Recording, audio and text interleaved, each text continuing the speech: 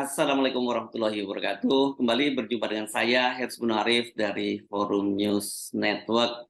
Akhirnya kita dapat update terbaru tentang kondisi pasukan kita, pasukan TNI di Papua, dan Kodam, Kepala Penerangan Kodam Cendrawasih di Papua sudah memberikan konfirmasi data terbaru itu 4 orang anggota pasukan TNI itu yang meninggal dunia di sana meningkat menjadi 4 orang. Jika sebelumnya Panglima TNI mengkonfirmasi baru 1 orang, yakni itu prajuritnya bernama Miftahul Arifin. Ada versi juga kalau dari OPM itu Miftahul Ulum.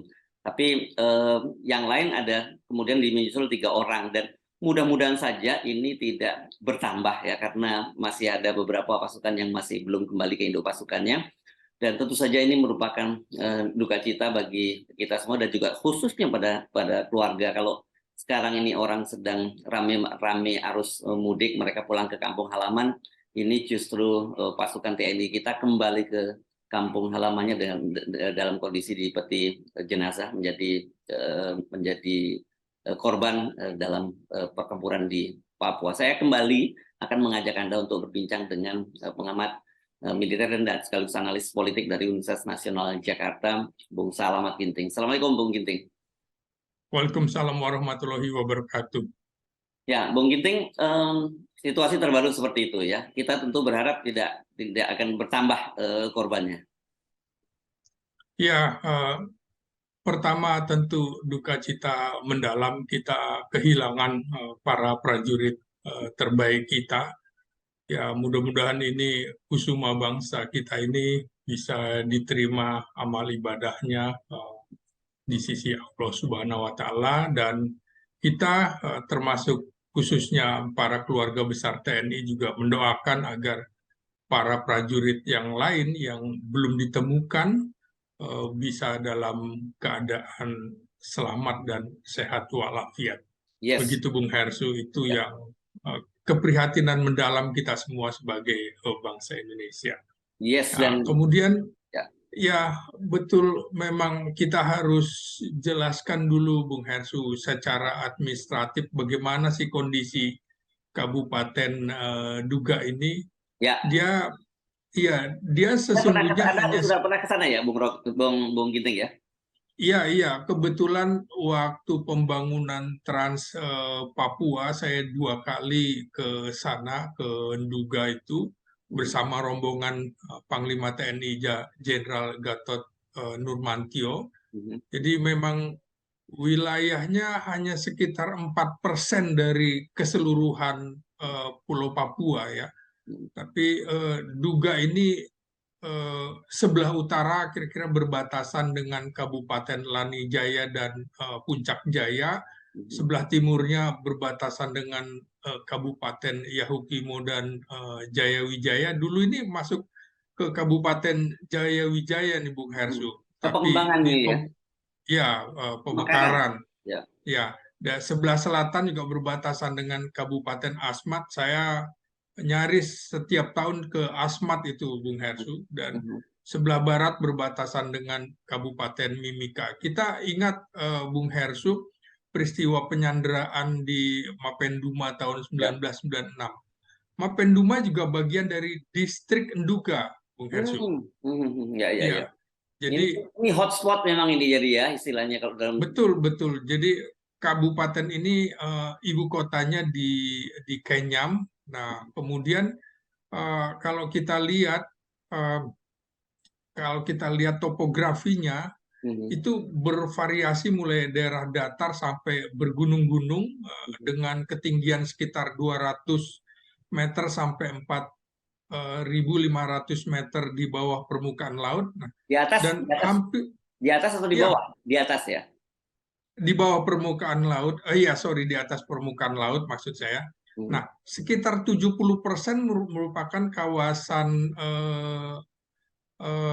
Taman Lawrence itu, Bung, hutan lindung.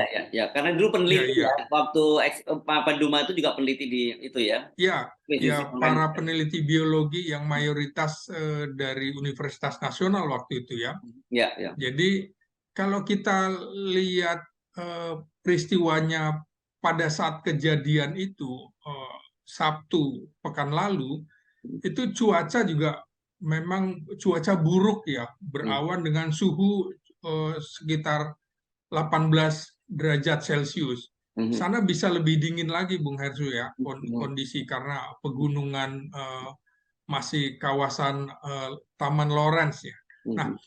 kalau kita lihat serangan pasukan Tentara Pembebasan Nasional Papua Barat (OPM) ini itu posisinya di distrik Mugi, Mhm. bukan di Mapenduma. Jadi di Mugi.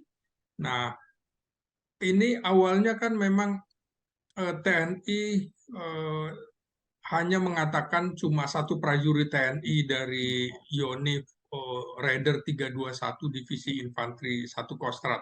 Mhm. Nah, serangan ini diduga kuat memang terjadi di pos militer gabungan TNI Polri di Mugi. Bisa dibilang serangan itu adalah mungkin ini penyerangan atau penyergapan paling mematikan yang merugikan TNI Polri sejak era reformasi ini, Bung Hersu. Ini mengenaskan sekali. Ya, kalau kita dengar klaim dari juru bicara OPM, tentara OPM itu si Sebi Sambon, itu jumlah prajurit TNI yang tewas dalam serangan itu dia mengklaimnya 9 orang. Nanti kita akan buktikan siapa yang benar dalam hal ini ya. Nah, mereka pun mengaku bertanggung jawab atas serangan tersebut dan ini bukan kali pertama yang menelan korban dari pihak TNI Polri.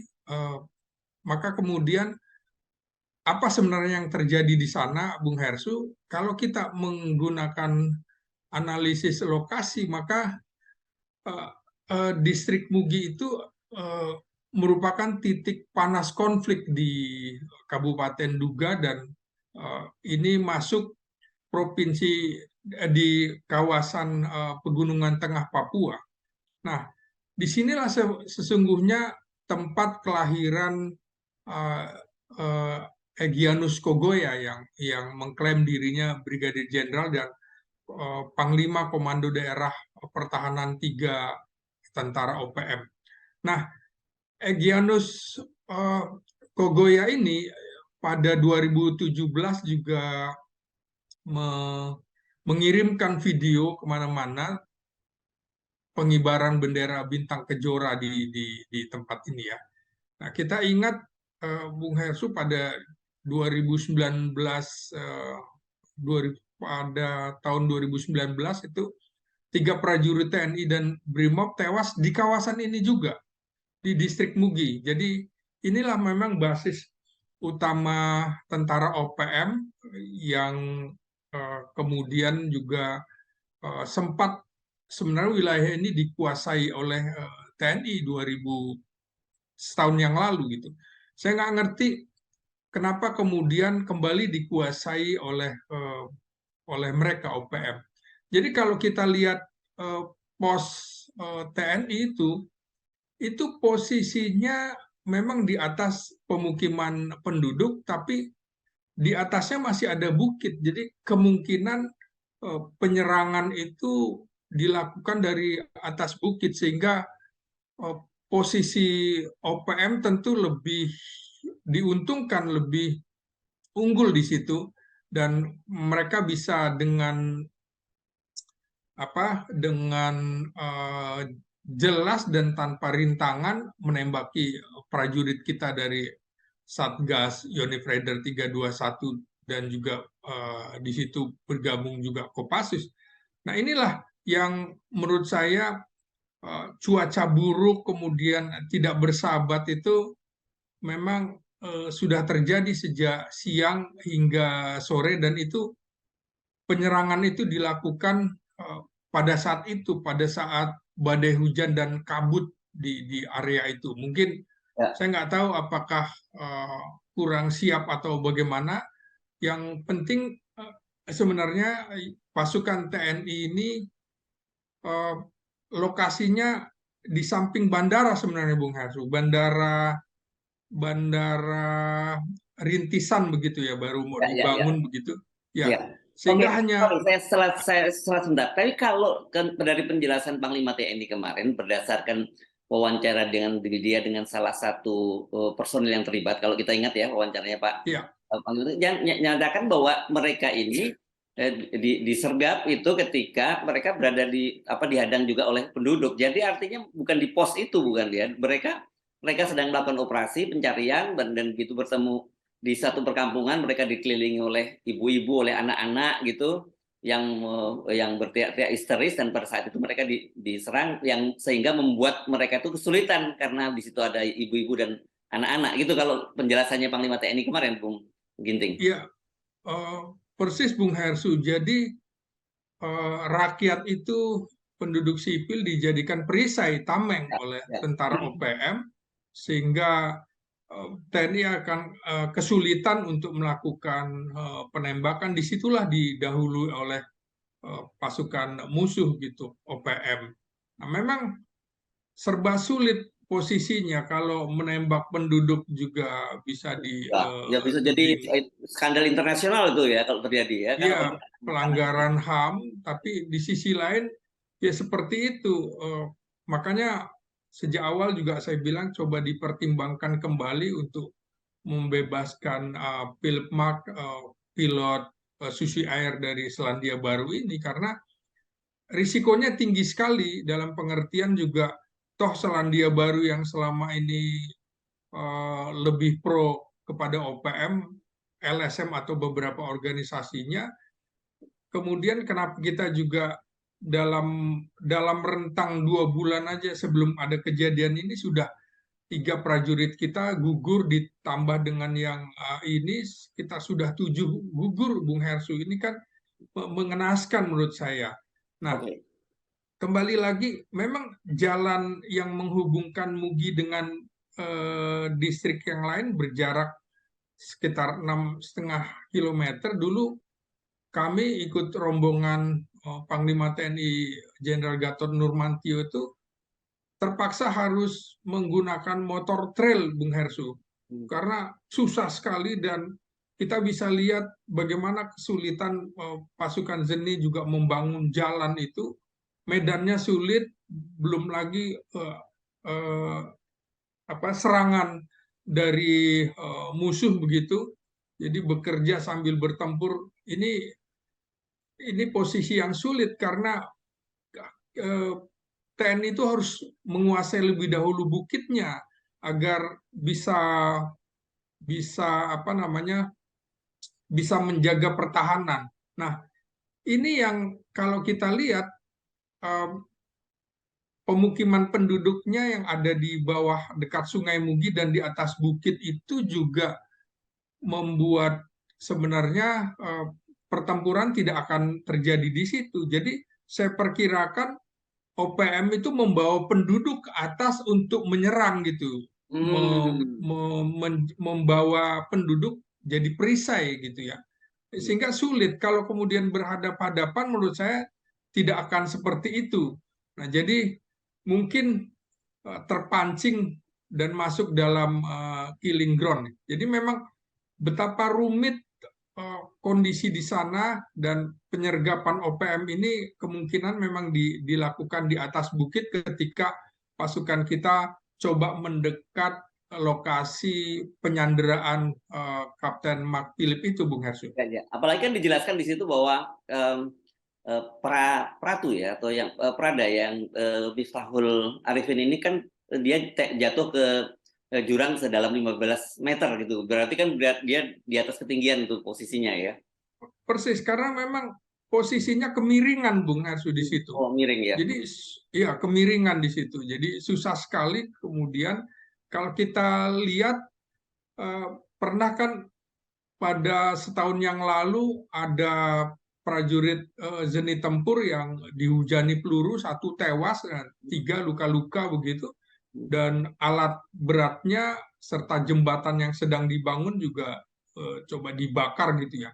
Nah, ini dari situ aja memang sebenarnya sudah peringatan, jangan lagi pembangunan konstruksi dilakukan oleh masyarakat sipil atau dari Kementerian PU karena memang ini wilayah pertempuran.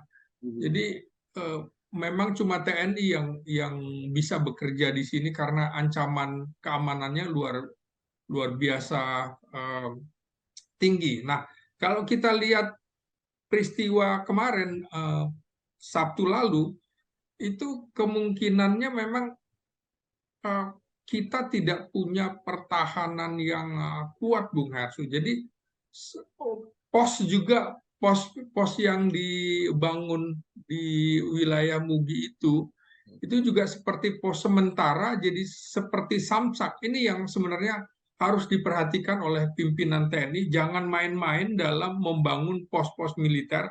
Harus ada eh, basis pertahanan yang kuat. Memang rencana pembangunan Kodim dan Koramil itu rencananya di kota Kenyam, ibu kota Duga. Di Mugi atau di Mapenduma baru pos-pos kecil. Nah, ini yang jadi sasaran empuk ketika ditembak dari atas. Posisinya ada bukit, kemudian pos kita di sini, baru di sini pemukiman penduduk. Nah, ini lagi-lagi barangkali TNI gagal mengantisipasi cuaca dan kondisi buruk serta ancaman. Makanya sebenarnya sudah beberapa kali di pos-pos yang akan dibangun Koramil itu juga diserang. Maka ini sudah yang kesekian kali. Maka membangun pos militer itu juga jangan seperti kita seperti memberikan samsak hidup bagi OPM untuk diserang. Ini yang harus kita antisipasi. Jangan kemudian kita membangun kesatrian-kesatrian militer di Pulau Jawa yang cukup bagus, tapi membiarkan pos-pos kita, pos militer kita di Papua itu minim pertahanan, dan ini penyergapan dan penyerangan pos-pos militer ini sudah berulang kali terjadi, Bung Hersu. Ya, oke. Nah, ini kemarin kan klaim dari OPM itu mereka yang tewas itu adalah pasukan khusus, komando pasukan khusus Kopassus, dan juga dari Yonif Raider ya. Tapi sekarang ini yang terkonfirmasi yang 4 orang ini semuanya dari Yonif Raider itu ya, Bung Iya, Ginting. iya. Ya, tapi apapun juga tetap Anda kan menyebutkan bahwa Yonif Raider ini juga kualifikasinya di atas pasukan Infanteri organisasi. biasa, iya. Ya, gitu. Iya, betul, Bung Harsu. Kalau kita melihat peristiwa ini, mengapa dalam tanda petik TNI kalah dari OPM juga ada persoalan propaganda nih, Bung Hersu ya. Ya. Kita lihat kemarin bagaimana Kepala Penerangan Kodam Cendrawasih, Kepala Dinas Penerangan Angkatan Darat tidak berani bersuara apa yang sesungguhnya terjadi. Begitu juga dengan Kepala Pusat Penerangan TNI. Sementara OPM sudah melakukan propaganda, mengirimkan rilis kemana-mana, termasuk dengan bahasa Inggris. Nah, ini propaganda ini ilmu yang sebenarnya juga harus dikuasai oleh personil penerangan kita. Selama ini memang propaganda lebih menjadi domain pasukan intelijen kita, Bung Hersu. Jadi TNI juga harus belajar ilmu ini. Ini kan tujuan propaganda adalah penyampaian isi pernyataan dalam melakukan komunikasi agar komunikan memahami isi pernyataan yang disampaikan sesuai dengan keinginan komunikator, dan komunikan juga melaksanakannya untuk kepentingan komunikator, sehingga faktor kepentingan komunikator yang mengirimkan pesan propaganda ini yang menjadi patokan. Jadi kandungan isi pernyataannya bisa berupa fakta, bisa juga non fakta. Jadi bukan bicara kebenaran atau kebohongan, tapi yang penting pesan itu sampai dan menakutkan, termasuk menakutkan bagi pembaca, pendengar, atau pemirsa televisi yang mendapatkan informasi itu. Nah, isi pesan propaganda itulah yang dikembangkan dengan tujuan meyakinkan orang agar menganut keyakinan sikap sampai pada arah tindakan tertentu. Jadi digiring, dan kita harus evaluasi juga akhirnya Bung Hersu. Ya, Apakah kemudian ada kualitas penurunan dalam latihan prajurit kita sebelum dikirim ke medan tugas? Kan misalnya ada latihan OLI. OLI itu operasi lawan insurgensi untuk satuan tempur kita eh, menghadapi medan operasi. Apakah kemudian ada kualitas penurunan latihan ini juga harus kita evaluasi, termasuk apakah kemudian pasukan memahami prinsip-prinsip aturan use of force saat sudah berada di medan tempur. Ini harus dievaluasi lagi, jangan-jangan personil yang dikirim juga komandannya tidak mengetahui prinsip-prinsip use of force tersebut, Bung Hersu. ya, Nah, jika demikian, tentu akan berdampak tidak memiliki protap tentang penggunaan senjata saat bertugas, saat disergap, saat diserang. Belum lagi OPM ini kan juga pasti menggunakan rakyat sebagai perisai tadi kan Bung Hersu, ya, ya, sehingga prajurit kita ragu untuk menembak. Akibatnya ya itu tadi didahului oleh OPM untuk menembak TNI sehingga kita menjadi sasaran samsak. Nah, ya, ya, ya. ada pertanyaan berikutnya juga, di mana sebenarnya agen-agen intelijen kita dari Badan Intelijen Negara dan BAIS TNI? Ada di mana itu? Jangan-jangan di sana juga kan ada Intel Kodam. Jangan-jangan mereka tidak ada di sana, Bung Hersu.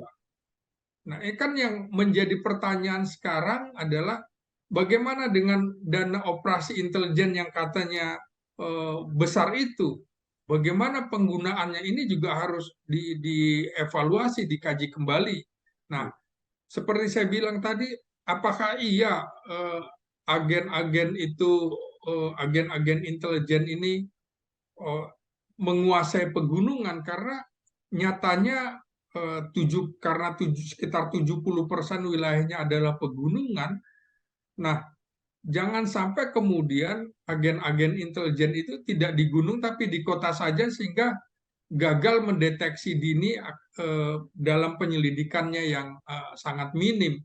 Ya. Ini dibutuhkan sebenarnya pasukan Sandi Yuda kita untuk berada di gunung sebelum memberikan informasi kepada satuan tempur kita.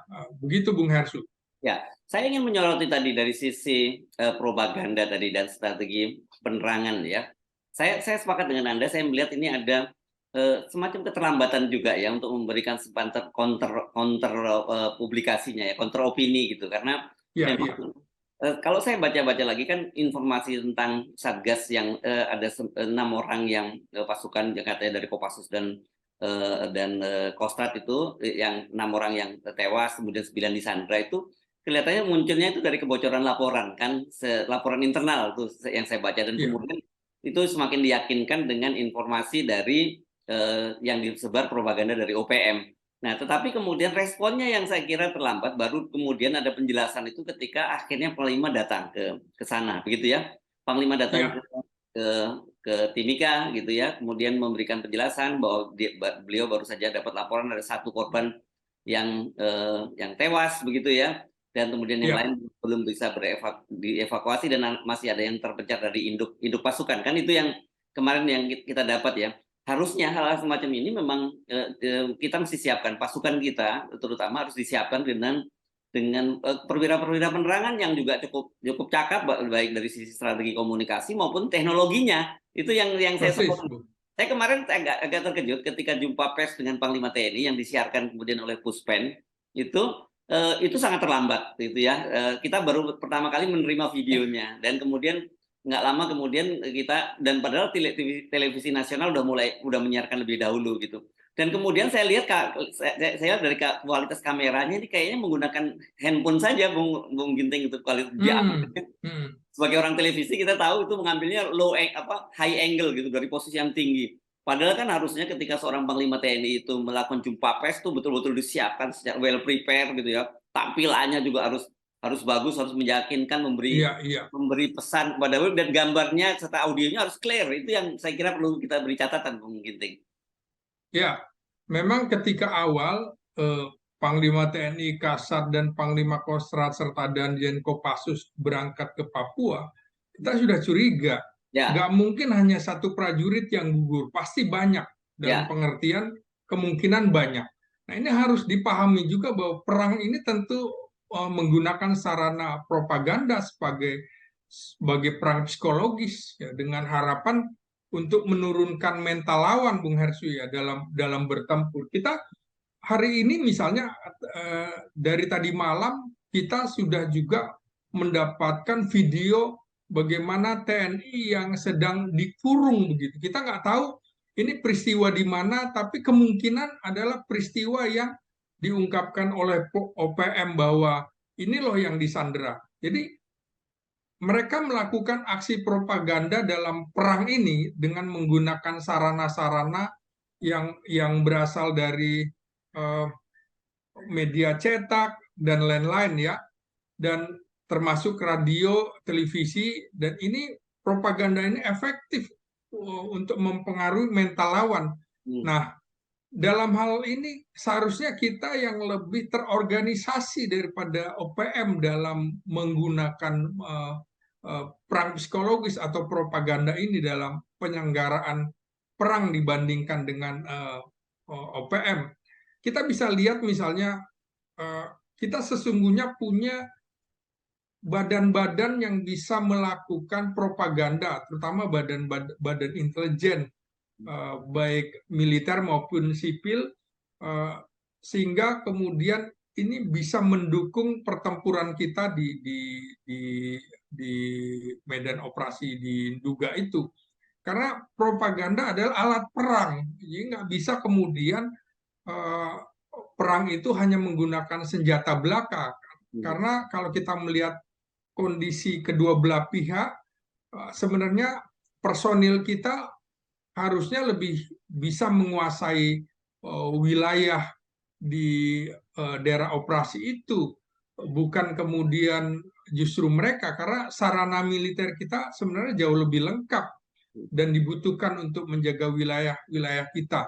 Nah, ini perang propaganda ini juga menarik karena eh, semuanya berusaha memperoleh simpati rakyat gitu ya, untuk menutupi kekurangan-kekurangan.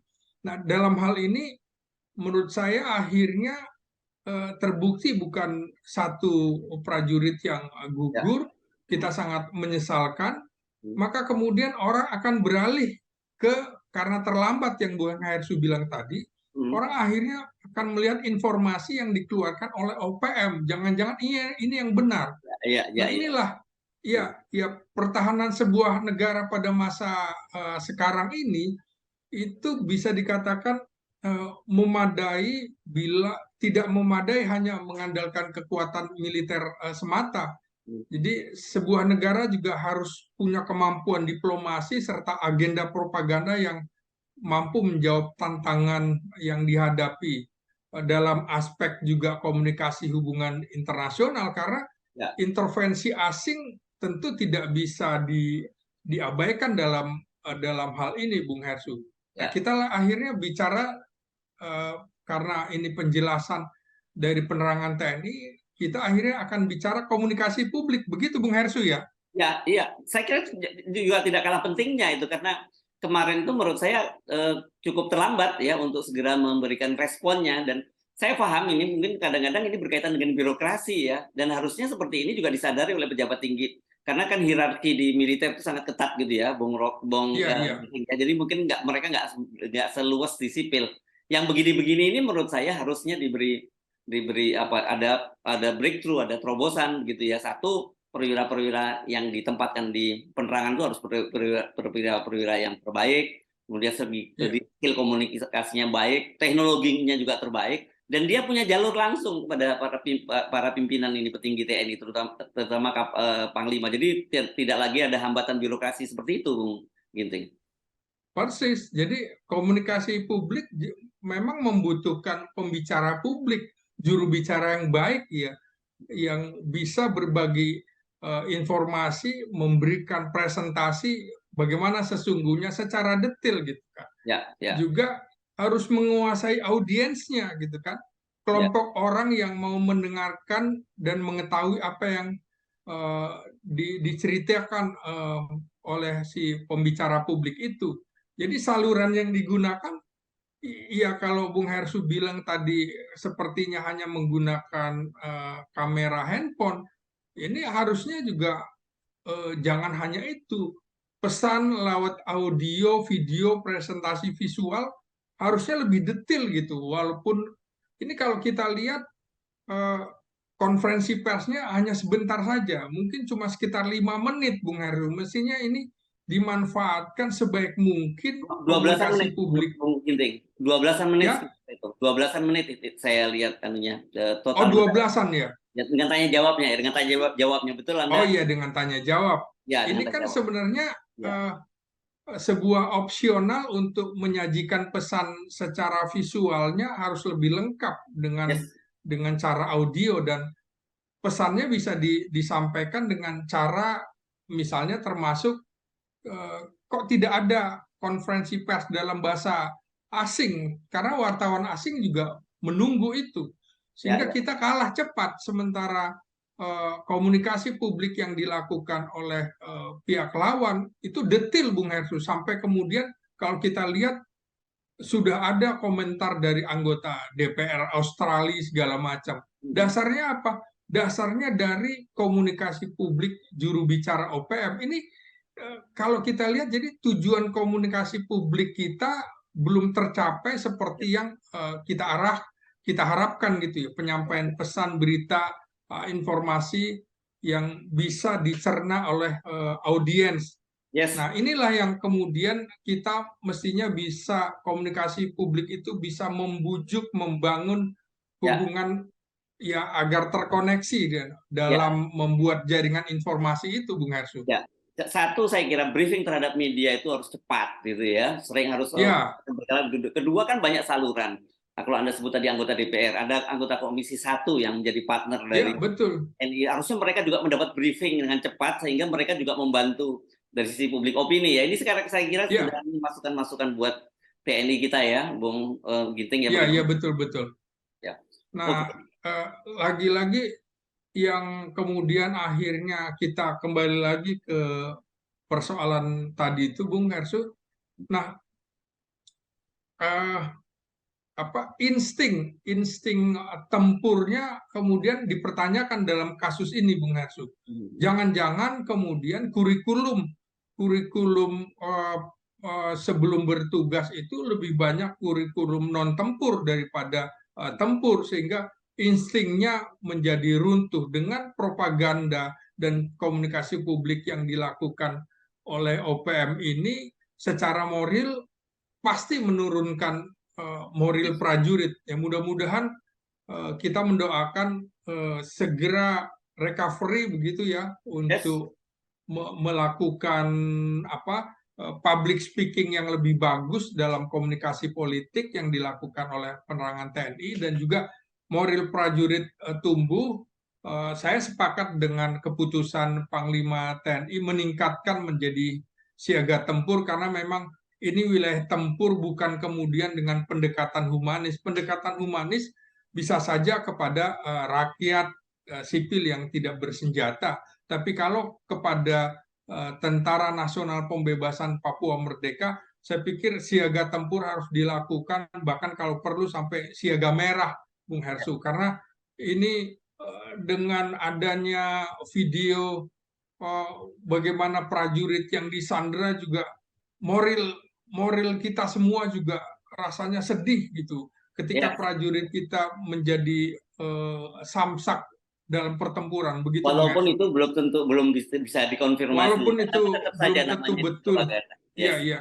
Ya, Dan baik. kita doakan, Bung Hersu, mudah-mudahan ini tidak terjadi, dan keluarga besar TNI dan kita semua tentu mendoakan agar para prajurit yang gugur sebagai kusuma bangsa dan yang belum ditemukan ini Saya ditemukan ya. lagi-lagi selamat, dan keluarganya juga tenang. Ada Ini kepastian. Ya. ya, Bung Hersu, ini lagi-lagi skill komunikasi publik dari penerangan TNI harus kita harus diperbaiki, karena skill komunikasi publik itu sangat dibutuhkan untuk keterampilan public speaking, termasuk dalam menulis, berbicara, komunikasi online, karena inilah komunikasi di media massa begitu ya. Jadi karena kalau konteks audiens yang luas, komunikasi publik juga merupakan kegiatan kehumasan atau public relation yang harus dikuasai dalam perang opini di Papua ini. Jadi saya kira itu harus diperbaiki. Kemudian juga barangkali evaluasinya adalah intelijen kita harus lebih diperkuat di situ, latihan pratugas juga, kurikulum pertempuran harus jauh lebih banyak daripada kurikulum non tempur, supaya ini membangkitkan, meningkatkan insting tempur pasukan kita. Dan termasuk yang terakhir adalah pimpinan TNI harus mampu membangun pos militer yang kuat dari sisi pertahanan seperti benteng untuk menghadapi musuh, bukan dengan pos militer seadanya, karena ini sudah yang kesekian kali prajurit kita gugur dalam penyerangan atau penyergapan pos TNI. Saya pikir itu, dan mudah-mudahan ini menjadi pembelajaran bagi kita semua, termasuk keputusan politik dari pemerintah dan DPR dalam penugasan militer di medan operasi melawan separatis. Sekali lagi, separatis bukan kelompok kriminal bersenjata atau kelompok teroris separatis, tapi cukup separatis aja, sehingga kita tidak ada beban untuk dituduh melakukan pelanggaran HAM. Begitu Bung Hersu, sebagai akhir closing pertemuan kita, diskusi kita kali ini. Terima kasih. Ya, terima kasih Bung Slamet Ginting, analis politik dan militer dari Universitas Nasional Jakarta. Assalamualaikum warahmatullahi wabarakatuh. Waalaikumsalam warahmatullahi wabarakatuh.